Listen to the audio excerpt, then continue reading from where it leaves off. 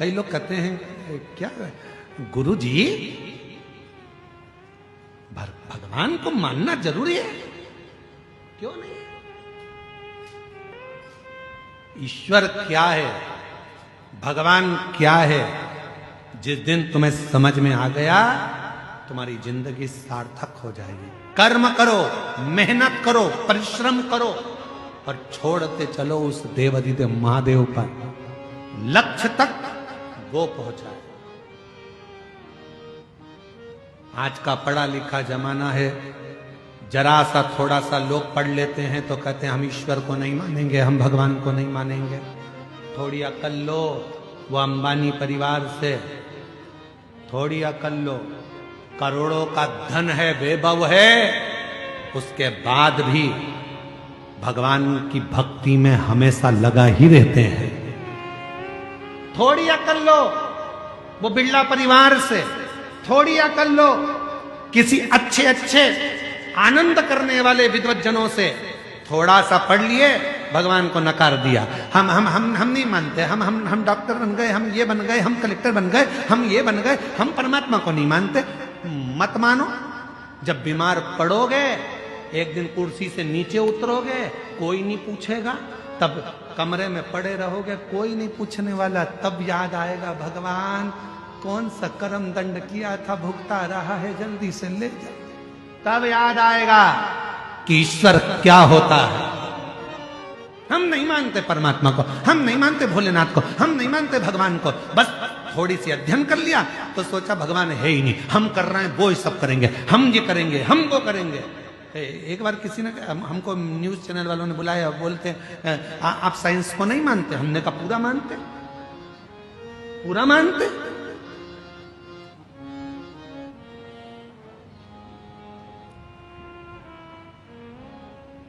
पर आप तो कहते हो कि एक लोटा जल सारी समस्या का हल। हमने कहा बिल्कुल हम ये कहते, क्योंकि एक समय ऐसा आता है डॉक्टर इलाज करने जाता है, ऑपरेशन करने जाता है, और जब ऑपरेशन बिगड़ता है तब डॉक्टर भी आखिरी में कह देता है अब उसके हाथ में है। मतलब डॉक्टर को भी मालूम है कि एक डॉक्टर और बैठा है जो तुरंत निर्णय पलट देता है और कुछ ना कुछ अच्छा कर देता है, ये उसको भी मालूम। फिर कहा आप साइंस को नहीं मानते? हम मानते। हम कहा नहीं मानते, पर हम साइंस को पूरा कब मानेंगे? जब दुनिया में से लोग कहते हैं आज साइंस ने बच्चे पैदा करना चालू करे, आज साइंस ने ये करा, आज साइंस ने वो करा। तो हम जब मानेंगे जब दुनिया में से कोई मरना बंद कर देगा, तब जाने कि साइंस ने कोई बहुत बड़ा काम किया। अब पृथ्वी पे से कोई मर ही नहीं रिया, सब यही है, सब यही। हम मानेंगे, हम नहीं, हमेशा नहीं कहते कि नहीं मान, हम आज भी मानते हैं बहुत कुछ करा। आज साइंस ने बहुत उत्थान करा, बहुत कुछ हमारे मेडिकलों में, हमारी चिकित्सा में बहुत साथ दिया, सब कुछ मानेंगे। पर तुम अगर ईश्वर को नकार दोगे तो हम ये नहीं मानेंगे। ईश्वर को नकारा कि हम नहीं मानेंगे। ईश्वर ईश्वर है, एक दिन उस परमात्मा की शरणागति ग्रहण करना ही पड़ती है। इसलिए निवेदन है खूब पढ़ो, खूब उन्नति करो, खूब बढ़ो।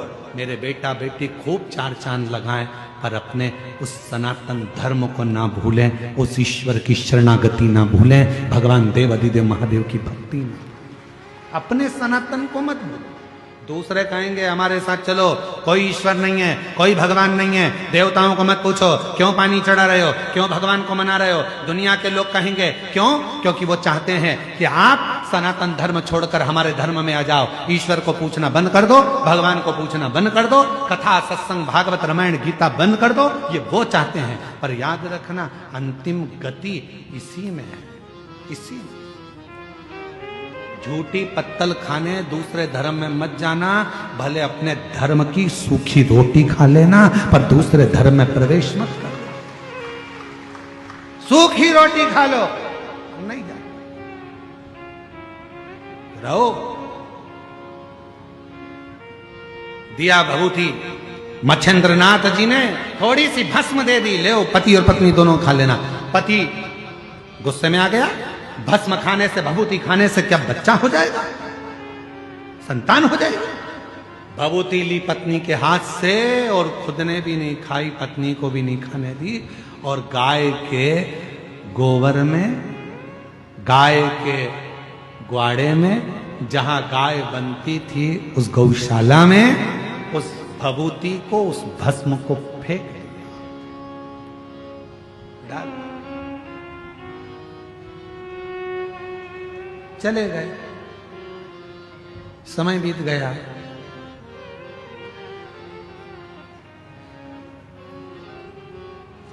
बारह साल निकल गए। कितने? जम के बोलो जरा। 12 साल निकल गए। 12 साल के बाद गुरु मच्छेंद्र नाथ उस गांव में फिर आए और गुरु मच्छेंद्र नाथ जी ने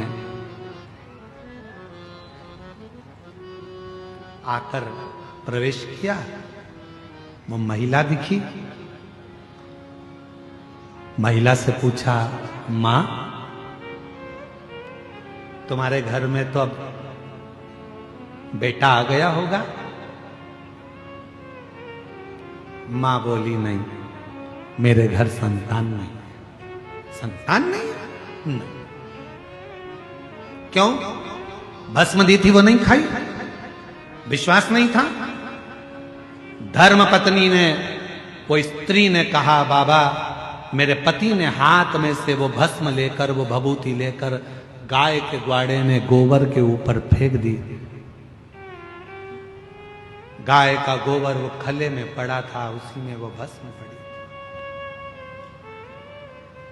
मच्छेंद्रनाथ जी ने कहा, यह हो ही नहीं सकता कि मैंने भस्म दी हो शिव का नाम लेकर। कोई शंकर का भक्त यदि कोई वचन कह देता है तो शंकर भगवान को उसे पूरा करना पड़ता है, शिव को पूरा करना पड़ता है। और अगर मैंने भस्म दी है तो तुम्हारे घर में तो औलाद होना था। यह हो ही नहीं सकता। 12 साल बाद आया हूं, तुम्हारे यहां औलाद नहीं? नहीं। गुरु मच्छेंद्र नाथ ने आवाज लगाई, अलख निरंजन। गुरु मच्छेंद्र नाथ फिर बोले, अलख निरंजन। फिर आवाज लगाई, अलख निरंजन। इतनी देर में गाय के गोबर में से एक बच्चा निकल कर आया। आदेश, आदेश, आदेश। दौड़कर आया। 12 साल का लड़का था। खड़ा हो गया, मच्छेंद्र नाथ जी के चरणों में प्रणाम किया। पूछ रहा है, मैं कौन? शिव योगी गुरु मच्छेंद्र नाथ कहते हैं, तू मेरे शंकर की भस्म से, गाय के गोबर से प्रकट हुआ। आज से तेरा नाम गुरु गोरक्षनाथ होगा। गुरु गोरखनाथ। आज से तेरा नाम गुरु गोरखनाथ, गुरु गोरक्षनाथ होगा। शिव भक्ति कर, शिव की आराधना कर।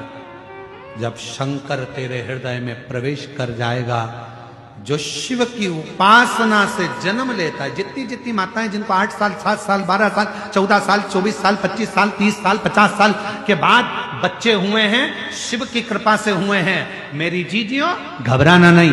तुम्हारे गर्भ में इतने सालों के बाद जब डॉक्टर ने मना कर दिया था कि तुम मां नहीं बन सकते, डॉक्टर ने कह दिया था तुम्हें औलाद नहीं होगी, उसके बाद भी अगर भोलेनाथ ने तुम्हें संतान दी है, तुम्हारे यहाँ पर 4 लड़कियां थी, 3 लड़कियां थी, उसके बाद भी अगर भगवान बेटा दे दिए, तुम्हारे यहाँ संतान की प्राप्ति हो गई। कोई बेटा बेटी एक भी नहीं था, बेटी ने भी अगर जन्म लिया, बेटे ने भी अगर जन्म लिया, और तुम्हारे घर में अगर औलाद ने जन्म लिया है कई सालों के बाद, और शिव के पशुपति व्रत से, सफेद आंकड़े की जड़ से, शंकर की कथा से, शिव महापुराण की भूमि की रज से अगर तुम्हारा गर्भ ठहरा है एक लोटे जल से, तो तुम्हारे बच्चे की परवरिश करने की जवाबदारी भी उस शिव की है, क्योंकि शिव ने दिया।